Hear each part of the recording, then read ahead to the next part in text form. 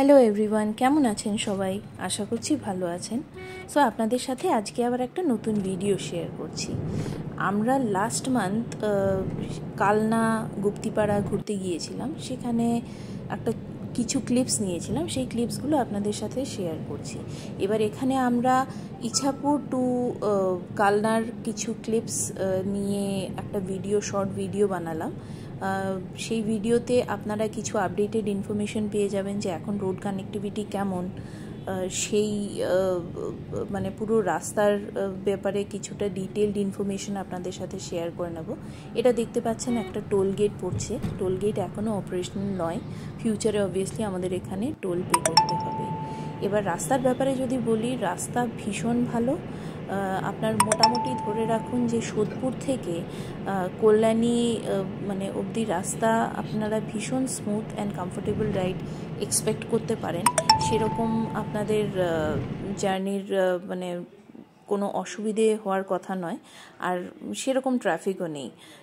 And এই বছর আপনারা যেরকম সবাই দেখেছেন, আমরা তো এই রোদ এই বৃষ্টি মানে পেয়ে এসছি।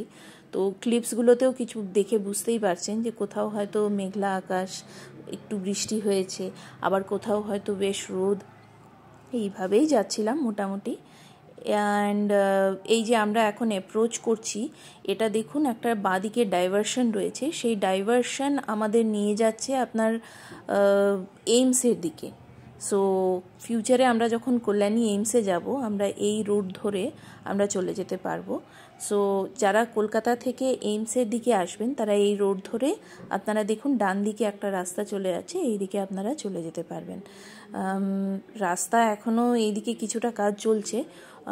সো হোপফুলি এটা আমাদের ফিউচারে অনেক বেশি হেল্পফুল হবে। এই রোড কানেক্টিভিটি আমরা সবাই মানে এতে মানে অনেক উপকৃত হব।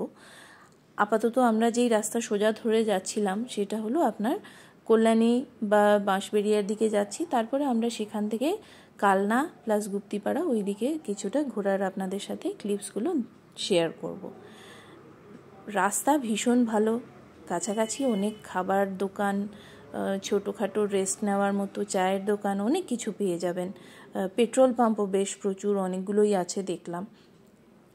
অ্যান্ড সেরকম কোনো ট্রাফিকও পাইনি আমরা। ওভারঅল আমাদের ভীষণ ভালো একটা স্মুথ জার্নি গেছে। এখানে আমি যদি বলি যে আপনারা মানে যারা লং ড্রাইভ পছন্দ করেন, তারাও নিশ্চয়ই একবার মানে আসতেই পারেন। হোপফুলি আপনাদের ভালো লাগবে। অ্যান্ড কাছাকাছি তো অনেক কিছু দেখার মতো জিনিস রয়েছে। মেবি যারা ব্যারাকপুরে জানেন হয়তো অনেকেই, ব্যারাকপুরে অনেক কিছু দেখার মতো পেয়ে যাবেন। তারপরে আপনারা নৈহাটিতে আসতে পারেন। দেন বাঁশবেড়িয়াতে ইটসেলফ অনেক কিছু আছে দেখার মতো।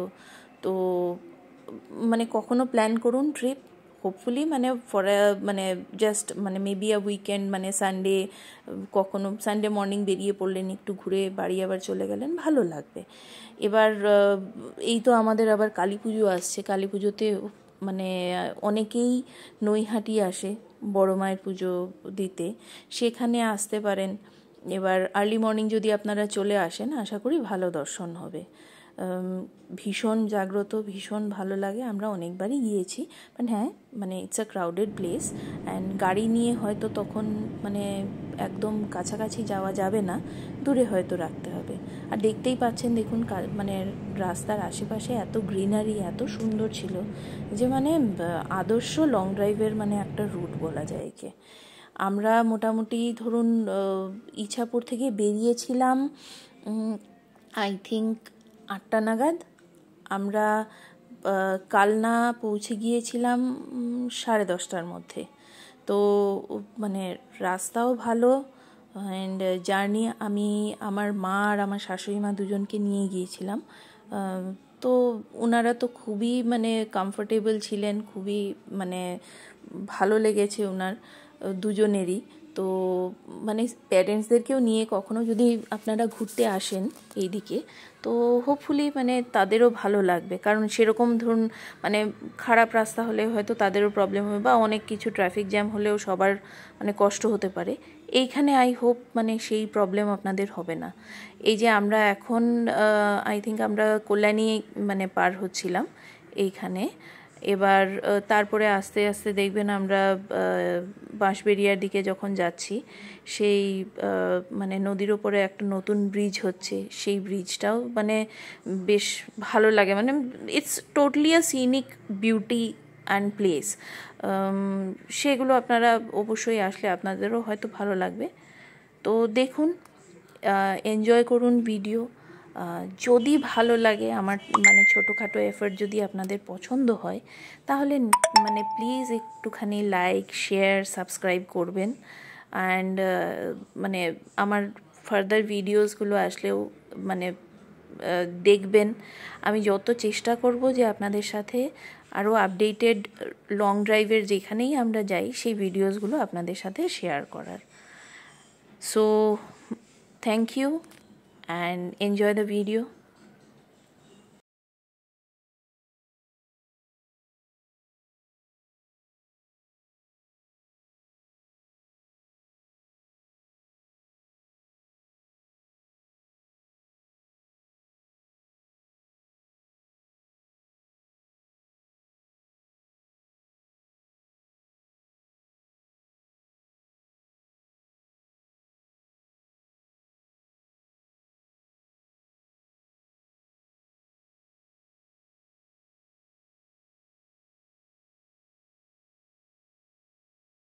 আচ্ছা, এইবার আপনাদের সাথে একটা ইনফরমেশান শেয়ার করছি।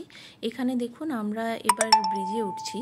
তো সেই ব্রিজে ওঠার আগে আপনার এখানে 10 টাকা করে লোকাল অথরিটি থেকে কালেক্ট করে। তো মানে এটা আপনার এই দিকে যাওয়ার সময়ও একবার 10 টাকা পে করতে হবে, আবার ফেরার পথেও 10 টাকা পে করতে হয়। তো সেখানে ক্যাশই দিতে হয় 10 টাকা। সো বেটার মানে আপনাদের হাতে খুচরো থাকলে তাড়াতাড়ি এখান থেকে বেরিয়ে যেতে পারবেন, আদারওয়াইজ ওই একটু টাইম লাগবে খুচরো নিতে। তো মানে এই ব্যাপারটা ভাবলাম আপনাদেরকে একটু জানিয়ে রাখলে আপনাদের সুবিধে হবে। এবার দেখুন, আমরা যখন অ্যাপ্রোচ করছি, আমরা যেই ব্রিজটা ধরে যাচ্ছি সেই ব্রিজ হলো পুরনো ব্রিজ। আর আবার মানে আপনারা হাতের বাঁ দিকে দেখতে পাবেন যে নতুন ব্রিজ মানে কনস্ট্রাকশন চলছে। এই নতুন ব্রিজের কনস্ট্রাকশন আমি লাস্ট যখন এসছিলাম অ্যারাউন্ড 4-5 মান্থস ব্যাক, তখনও দেখেছিলাম কাজ চলছে। কিছুটা তো কাজ এগিয়েছে, অ্যান্ড ডোন্ট নো যে আর কতদিন লাগবে, সেরকম কিছু অবশ্য আমার কাছে ইনফরমেশন নেই।